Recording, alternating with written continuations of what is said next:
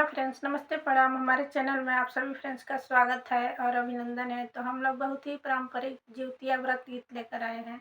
अगर अच्छा लगेगा तो लाइक शेयर सब्सक्राइब जरूर कीजिएगा और कमेंट बॉक्स में ज़रूर बताइएगा कि प्यारा सा जिउतिया व्रत गीत आप लोगों को कैसा लगा। तो चलिए सुनाते हैं।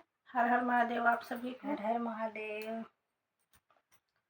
जीउत वाहन बाबा दिहल वरदान हो, गोदिया खेले लालनवा।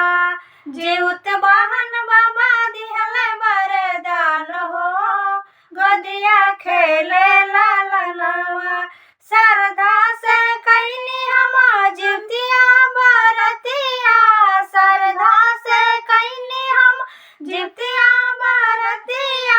हाथ जोड़ी बाबा से कैनी हम पूजनिया, हाथ जोड़ी बाबा के कैनी हम पूजनिया। बाबा पूरा कैले सपना हमार हो, गोदिया खेले लालनवा। बाबा पूरा कैले सपना हमार हो, गोदिया खेले लालनवा।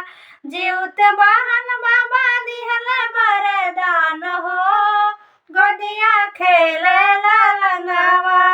जीउत वाहन बाबा दिहल वरदान हो, गोदिया खेले लालनवा।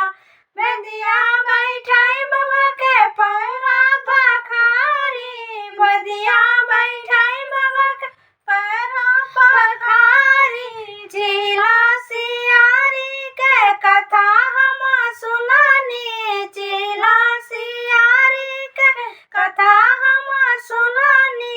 बाबा के कैनी